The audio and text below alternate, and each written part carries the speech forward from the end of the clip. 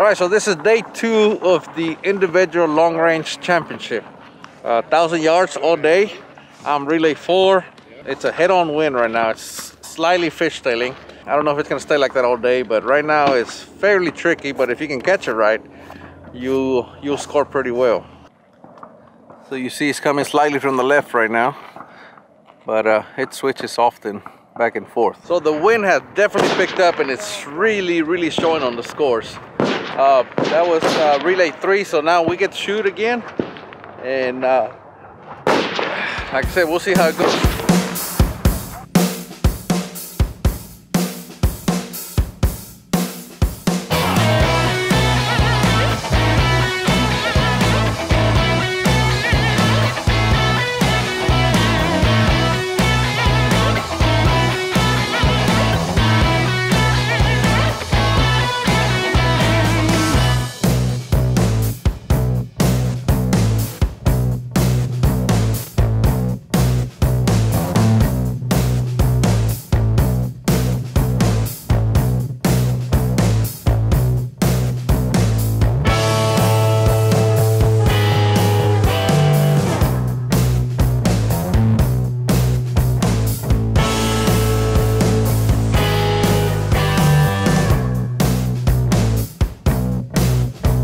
Alright, so I just shot my second string of the day in that horrendous wind. I dropped 5 points. I had 1.5 minutes on the gun, and I was holding anywhere from right 3 to right 5, and never the same hold. Just back and forth, back and forth. You would think, well, I could have just held right 4, but no, it was enough to bounce you out of there. So you had to kind of be moving back and forth, back and forth. But anyway, that's the second string of the day. Now we're gonna go to the pits, and then we're gonna be the last ones to shoot at the end of the day. As a matter of fact, we are not going to the pits now that I remember, because there can only be one person in the pits, and I did that yesterday. So now I have a long break, so I'm probably gonna go get something to eat. Hey John, how you doing, man? It looks pretty calm right now. Yeah, it's we got just a little left to right. It's turning on us though. It was coming out of 7, now it looks like it's coming out of 4 to 5. Yeah. But typical for this time of day, right? Yeah. I mean, we start getting that tailwind that's a little fishy, and always makes for a fun closing out. Oh yeah. Have a great target service. Oh, you're very welcome. Pleasure pulling for you. Thank you. Yeah, it's you know, just typical Ben Avery conditions here. All right, so this is the final final string of the day. We're about to shoot. The conditions are fairly mild, but you can see the first flag is going to the left, the next one's going to the right, so mild yet tricky. Anyway, we'll see what we can do. All right, so 199.12. Let's see if you guys can see that. I shot a 199.12. If you can tell, the first shot was a 9. Oh man, well, whatever, that's part of it. Once I found it, you can see I shot a 9, then see if you guys can see that. I shot a 9, then a 10, and then I shot a lot of X's in a row. The X's are half MOA at 1,000 yards, and you guys can see once I hit 7 X's in a row. The wind was moving around a little bit, but I was able to keep up with it. But after the very first 9, I shot clean all the way through. I'm pretty happy with that. So I'm at Ben Avery in Phoenix, Arizona, and I ran into F-Class John, and if you guys remember, he promised that he would tell us his CLR story here at the Nationals. So here he is today. Also, he's finally gonna show his face. I know in his videos he never shows his face. Well, today you finally get to see his face. John, tell us your story, my friend. All right, so maybe 1.5 years ago, I'm at a local 1,000-yard match up in Oregon, and a buddy of mine, Chris Few, goes, "Hey man, you know, a couple of the guys that I shoot with, they've been using CLR to clean their guns." And I'm like, "What kind of nut job puts that in their gun?" He goes, "No man, I'm telling you, this stuff works." He goes, "You know, Todd Hendricks just comes out like nothing else, and I've used it, and it just..."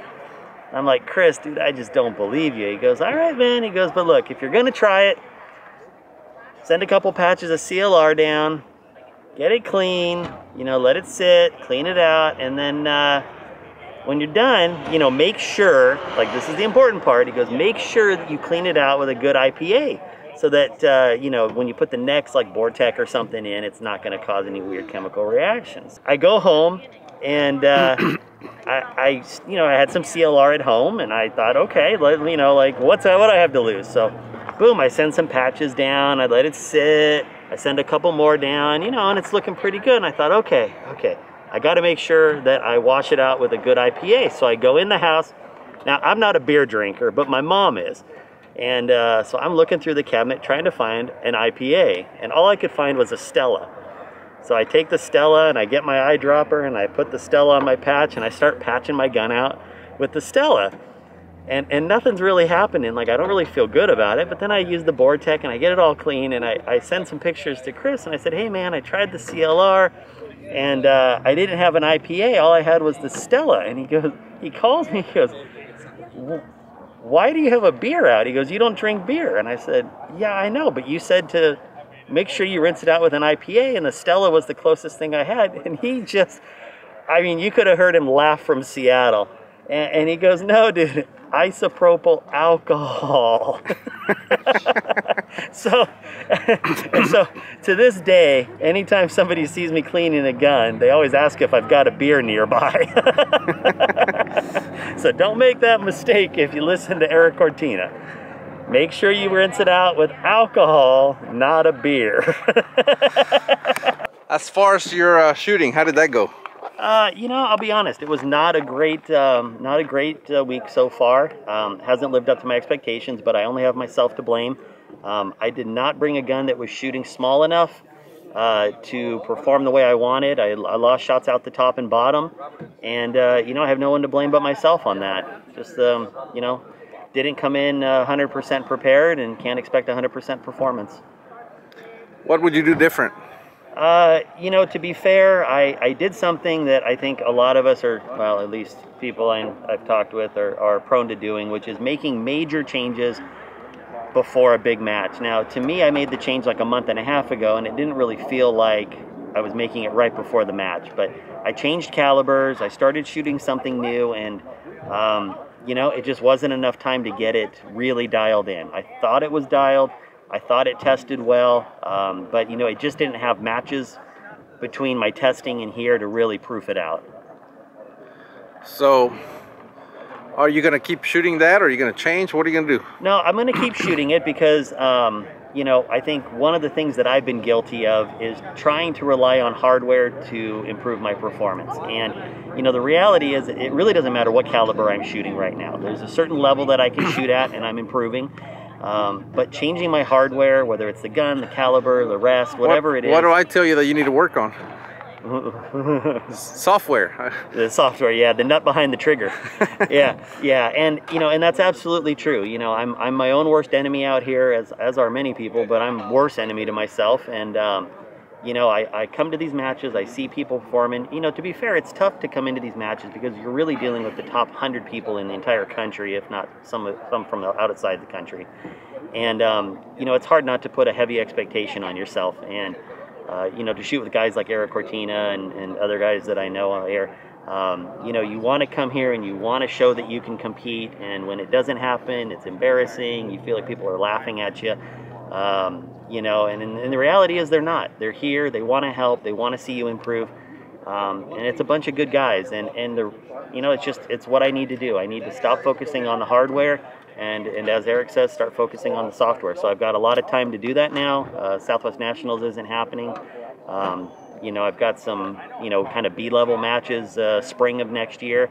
So that's plenty of time to me to go back, just focus on the fundamentals and really start improving from where I am now. Well, there you go. You heard it from Mr. F-Class John himself. Don't make major changes before a match. I mean, as he said, you know, it really takes a long time to really get a rifle dialed in. It's not very simple, okay? Because not only do you have to get it dialed in, you have to proof it. And then, you know, you may proof it with 20 rounds, but then you need to go put more rounds through it because, you know, 20 rounds is not gonna get you through a full match, right? So you gotta go put more rounds through it, you know, get all your breasts prepped and make sure your breasts, you don't have any flyers, make sure all your stuff is sorted properly. I mean, there's just a lot of work, and that's some of the stuff that I'm planning on showing you guys, but it's just a lot of work. And as you guys know, I didn't really have much time to make videos about that. I've been trying to film this week, and as you guys know, I've been putting out the videos for you guys to see, but it's just a lot of work. And once you're here, you need to stay focused.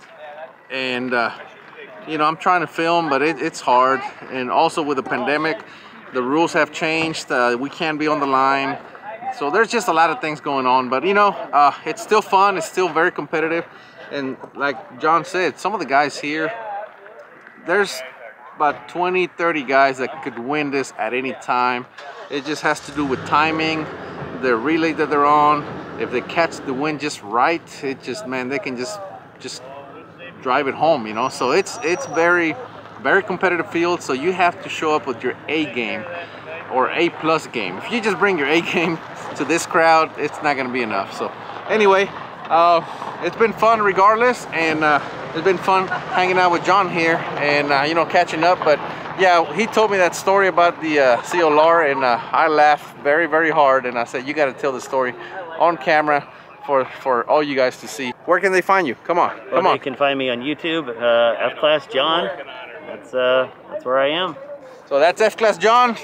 He has a cool channel, a lot of what's your channel about? Mainly gear reviews? Mostly gear reviews. I'm kind of a gearhead. I love playing with stuff. I love seeing how it works. It's probably part of my problem, but you know, it's always fun to kind of take things to the next level, and that's really what I enjoy doing. And also, I think you know, you have Erik, who is just the consummate professional in this industry. You know, he's top of the game. Everybody looks up to him. You know, I'm the next level down, and I think some people, you know, they need to see both levels. They need to know what it takes to move up.